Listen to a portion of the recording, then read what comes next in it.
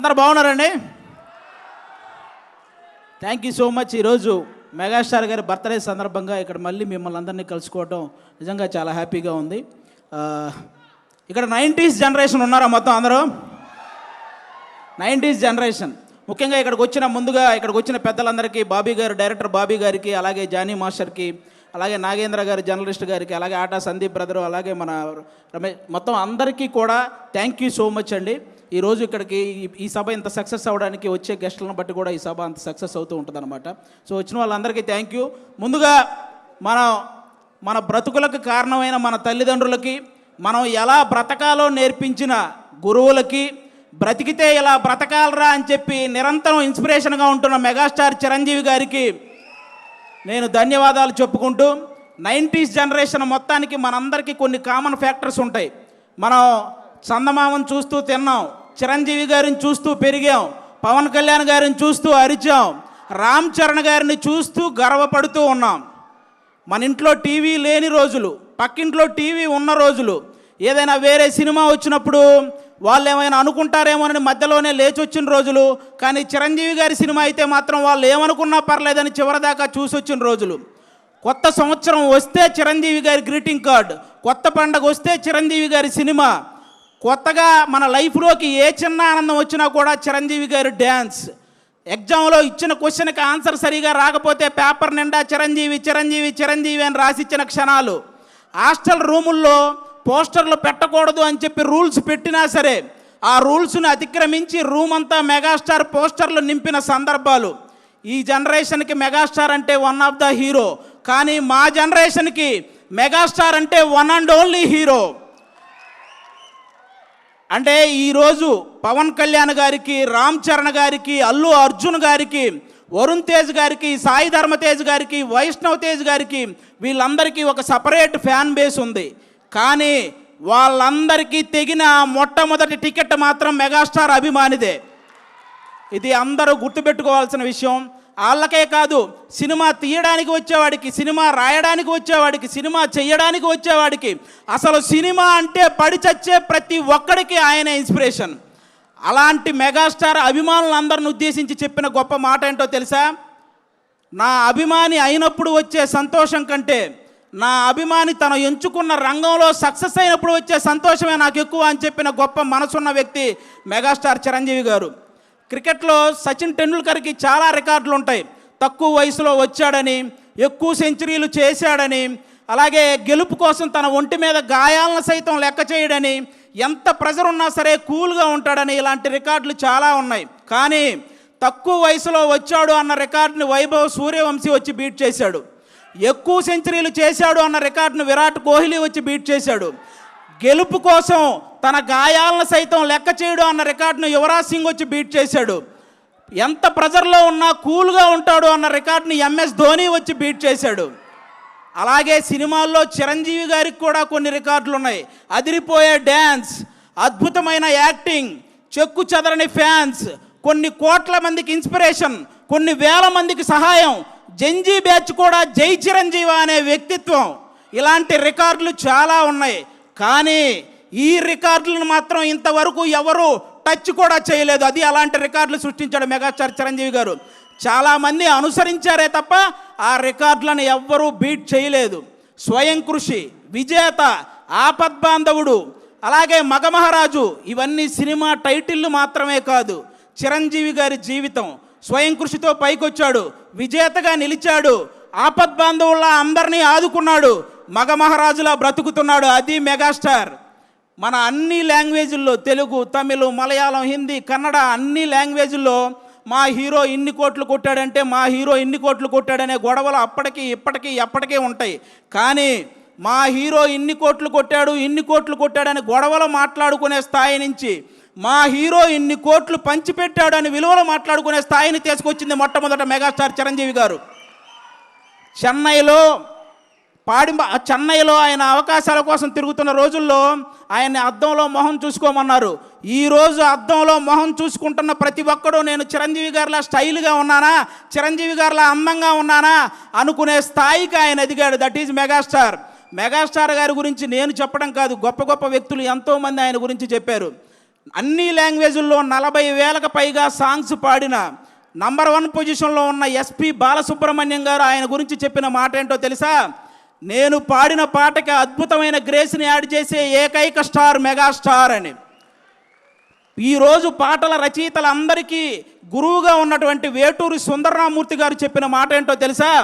నేను రాసిన పాటకి న్యాయం చేసే ఏకైక స్టార్ మెగాస్టార్ అని.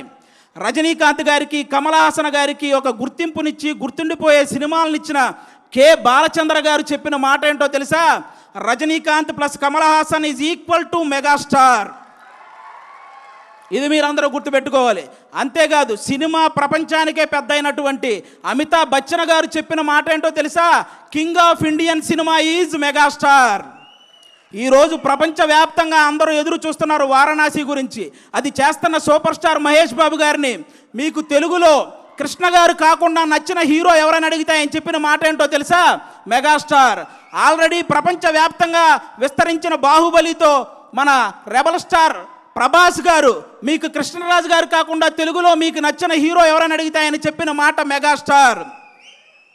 అంతెందుకు, పవన్ కళ్యాణ్ గారు కొండగట్టు ఆంజనేయ స్వామి పాదాలు తాకి వెళ్ళి గెలిచి డిప్యూటీ సీఎం అయి తిరిగి వచ్చి ఇంకొకరి పాదాలు తాకారు, ఆయనే మెగాస్టార్. ఇలా తోపులందరూ కలిసి డిసైడ్ చేసిన తోపే మెగాస్టార్. కాబట్టి ఆయన స్థాయిని ఎవ్వరూ తగ్గించలేరు, ఎవరి వల్ల కాదు. ఇక హెల్పింగ్ నేచర్ విషయానికి వస్తే, కరోనా టైంలో కరోనా క్రైసిస్ చారిటీ అనే ఒక కార్యక్రమాన్ని ముందుకు తీసుకొచ్చి సినిమా కార్మికులందరికీ నిత్యావసర వస్తువులు అందేలా చేయడంలో కానీ, అపోలో నుంచి కరోనా మెడిసిన్ అందేలా చేయడంలో కానీ, ఫ్రీ వ్యాక్సిన్ అందేలా చేయడంలో కానీ, ఈ హెల్పింగ్ నేచర్ ఇప్పటిది కాదు. మనం ఏదైనా ఒక స్థాయికి వచ్చినప్పుడు మన తోటి స్నేహితులను మర్చిపోకూడదని ఆ రోజు తన తోటి స్నేహితులైనటువంటి తోటి ఆర్టిస్టులైనటువంటి సుధాకర్ గారిని, హరిప్రసాద్ గారికి, నారాయణరావు గారికి వాళ్ళ ముగ్గురిని ప్రొడ్యూసర్లు చేసి ఎముడుకు మొగుడు అనే ఒక సినిమా చేసి పెట్టాడు వాళ్ళ కోసం, స్నేహితుల కోసం. అప్పటి నుంచే ఉంది హెల్పింగ్ నేచర్, ఇప్పుడు కాదు. హెల్పింగ్ నేచర్ అంటే రీసెంట్గా గబ్బర్ సింగ్ సినిమాలో ఒక ఆర్టిస్ట్కి దురదృష్టవశాత్తు బ్రెయిన్ స్ట్రోక్ వస్తే ఫస్ట్ నాగబాబు గారు వాళ్ళకు 2 లక్షలు పంపించారు. చిరంజీవి గారు ఇంటికి పిలిచి చెక్ ఇచ్చారు. పవన్ కళ్యాణ్ గారు వాళ్ళని బాగా చూసుకోండి, మొత్తం నేను చూసుకుంటానని కాల్ చేసి హాస్పిటల్కి చెప్పారు. ఇలాంటి వ్యక్తుల గురించి, మా నాన్నగారికి సర్జరీ అయ్యి హాస్పిటల్లో ఉంటే మా చుట్టాలు కూడా ఒకరోజే వచ్చి వెళ్ళారు, కానీ నాగబాబు గారు మా నాన్నగారు హాస్పిటల్లో ఉన్న ప్రతిరోజు వచ్చి వెళ్ళారు. అలాంటి వ్యక్తుల గురించి, వ్యక్తిత్వాల గురించి ఎంత చెప్పినా తక్కువే. దానం చేయటంలో చిరంజీవి గారిది కర్ణుడు మనస్తత్వం అయితే సురేఖమ్మ గారిది డొక్కా సీతమ్మ గారి మనస్తత్వం. ఆవిడ చేత్తో ఎంతమందికి పెట్టిందో, ఆవిడ చెప్పి ఎంతమందికి సహాయం చేసేలా చేసిందో. మెగా ఫ్యామిలీలా ఆదుకోవటంలో కానీ, మెగా ఫ్యామిలీని అందుకోవటంలో కానీ ఎవరి వల్ల కానే కాదు. ఇంకా అంతేకాదు, చిన్న చిన్న సినిమాలని, ఎన్ని సినిమాలు, కమిటీ కుర్రోళ్ళని, కోర్ట్ అని, అలాగే బలగం అని, ఇలాంటి సినిమాలు హిట్ అయిన ప్రతిసారి వాళ్ళందరినీ టీముని ఇంటికి పిలిపించి వాళ్ళని సన్మానించి నెక్స్ట్ రాబోయే తరాలు మనం హిట్ కొడితే చిరంజీవి గారు ఇంటికి పిలిచేంత హిట్ కొట్టాలరా అని వాళ్ళందరికీ ఒక బూస్టప్ ఇచ్చిన స్టార్ మెగాస్టార్. మొన్నొచ్చిన చెన్నై లవ్ స్టోరీ సినిమా వరకు ఎన్ని సినిమాల కోసం ఆయన నిలబడ్డాడు, ఎన్ని సినిమాలను ఆయన నిలబెట్టాడు. అంతేకాదు, అర్జున్ సురవరం అనే ఒక మూవీ రిలీజ్కి ఇబ్బంది పడుతుంటే, రిలీజ్ పోస్ట్పోన్ అవుతూ వస్తుంటే ఆ సినిమాకి మళ్ళీ ఎవరైనా వస్తారా అన్న సంక్షోభంలో ఉంటే ఆ రోజు ఆ సినిమాకి, ఆ హీరోకి వెళ్ళి నిలబడిన వ్యక్తి మెగాస్టార్ చిరంజీవి గారు. అది ఎంత బూస్ట్ ఇచ్చారో మీ అందరికీ తెలుసు. ఆ విధంగా ఈరోజు మనం సడన్గా రోడ్డు మీద వెళ్తున్నప్పుడు ఒక వర్షం వస్తే ఏదైనా చెట్టు కిందకి వెళ్తాం, బాగా ఎండ తగిలిన ఒక చెట్టు కిందకి వెళ్తాం. అలాగే ఈ ఇండస్ట్రీలో సడన్గా ఎవరికి ఏ కష్టం వచ్చినా జూబ్లీ హిల్స్లో ఉన్న ఒక చెట్టు కిందకి వెళ్తారో ఆ చెట్టు పేరే చిరంజీవి. కాబట్టి చిరంజీవి గారు హెల్ప్ చేయని పర్సన్ లేడు. చిరంజీవి గారి మనస్తత్వం అంత గొప్ప మనస్తత్వం అనమాట. అలాంటి చిరంజీవి గారి గురించి నేను చెప్తున్నాను, తెలుగు సాంప్రదాయాలని గౌరవించే ప్రతి ఒక్కరికి శ్రీరాముడు ఎలాగైతే ఆదర్శమో, తెలుగు సినిమాలని గౌరవించే ప్రతి ఒక్కరికి చిరంజీవి గారు కూడా అంతే ఆదర్శం. దేశాన్ని పరిపాలించే దేవుళ్ళు లాంటి మోడీ గారే చిరంజీవి గారి చెయ్యి ఒకటి, మన పవన్ కళ్యాణ్ గారి చెయ్యి ఒకటి పైకెత్తి సినిమాల్లో ఈయన నంబర్ 1, రాజకీయాల్లో ఈయన నంబర్ 1, నిజాయితీలో ఇద్దరు నంబర్ 1 అని చెప్పకనే చెప్పారు ఇండైరెక్ట్గా. ఇక ఇలాంటి వాళ్ళు ఎవరు ఏం మాట్లాడుకున్నా పెద్ద మనకు పోయేదేం లేదు. నాకు బాధ కలిగించే విషయం ఏంటంటే, రీసెంట్గా ఒక 1 మంత్ నుంచి చిరంజీవి గారిని తొక్కేశాడు అనే ఒక రాంగ్ కంటెంట్ని ఇన్స్టాగ్రామ్ నుంచి అదంతా పోస్ట్ చేస్తున్నారు. ఇది నాకు ఇప్పుడు నేను చెప్తున్నా, అవును చిరంజీవి గారు తొక్కేశారు. ఏంటో తెలుసా, ఇండస్ట్రీలో, తెలుగు సినిమా ఇండస్ట్రీలో నంబర్ 1 అనేది కంటిన్యూ అవ్వటం ఎవరి వల్ల కాదు అని అహంతో మాట్లాడుకుంటారే, వాళ్ళ అహాన్ని తొక్కేశాడు. 30 సంవత్సరాలు కంటిన్యూగా నంబర్ 1గా ఉన్నాడు. పెద్ద పెద్ద సినిమాలు, పెద్ద పెద్ద కలెక్షన్లు బాలీవుడ్లోనే ఉంటాయి, అది టాలీవుడ్లో సాధ్యం కాదని ఊహల్లో బ్రతికారు చూసావా, ఆ ఊహల్ని తొక్కేశాడు. తెలుగు సినిమాకి అలాంటి కలెక్షన్లు రప్పించి చూపించాడు. అలాగే డ్యాన్స్ అంటే నడవటం, హీరోయిన్ చుట్టూ తిరగటం అని అన్ని లాంగ్వేజ్ వాళ్ళు ఒక భ్రమల్లో బతుకుతుంటే ఆ భ్రమల్ని తొక్కేశాడు. డ్యాన్స్ అంటే ఏంటో చూపించాడు, ఇండియన్ సినిమాని ఏలాడు. అలాగే హీరో అంటే డబ్బులు సంపాదించుకుంటారు, దాచుకుంటారు, బంగ్లాలు కట్టుకుంటారని రాంగ్ మైండ్ సెట్తో ఉండే వాళ్ళ మైండ్ సెట్ని తొక్కేశాడు. సహాయ కార్యక్రమాలు చేపట్టాడు, కొన్ని వేల మందికి సహాయం చేశాడు. చాలామంది తండ్రి సక్సెస్ అయితే కొడుకు సక్సెస్ అవ్వడం జరగదు, అది ఎక్కడో రేరుగా జరుగుతుంటాయి అనుకున్న వాళ్ళ ఆలోచనల్ని తొక్కేశాడు. ఈరోజు కొడుకుని తండ్రిని మించిన వాడిగా తయారు చేశాడు. ఇలా ఎవరైతే నెగిటివ్ మైండ్ సెట్తో ఉంటారో వాళ్ళ అహాన్ని, వాళ్ళ భ్రమల్ని అవన్నీ తొక్కుకుంటూ అగ్ర శిఖరంలో కూర్చున్న స్టార్, మెగాస్టార్. అలాంటి మెగాస్టార్ గారి గురించి మీలాంటి వాళ్ళు ట్రోల్ చేస్తే మీరు నవ్వులు పాలవుతారు, కానీ ఆయన సాయంత్రం పూట సరదాగా కట్టుకు తిరిగే లుంగి పంచ అంచు కూడా కదలదు. ఇది రాసుకోండి. చిరంజీవి గారిని అంత తక్కువ అంచనా వేయకండి. ఎవరూ కూడా ఇలాంటివి మానుకుంటే చాలా మంచిదని నేను మనస్ఫూర్తిగా, ఇన్ని గొప్ప కార్యక్రమాలు, ఇన్ని గొప్ప లక్షణాలు ఉన్న చిరంజీవి గారి మీద ఇంకా ఏదో కావాలని ఆయన మీద పడి ఆడవటం స్పైడర్ మ్యాన్ సినిమాలో ఐటమ్ సాంగ్ లేదని ఏడ్చినట్టే ఉంటుంది. కాబట్టి ఇంకా ఏడవటం మానేయండి.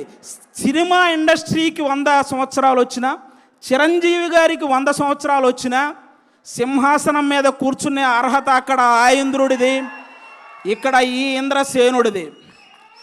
ఒకటే లైఫ్ బ్రదర్, అనుకున్నవన్నీ చెప్పేయాలి, అనిపించినవన్నీ చేసేయాలి. మెగాస్టారు, పవర్ స్టార్ ఫ్యాన్లుగా పుడతామా ఏంటి మళ్ళీ? థ్యాంక్ యూ సో మచ్ అందరికీ. Thank you. Oh my God.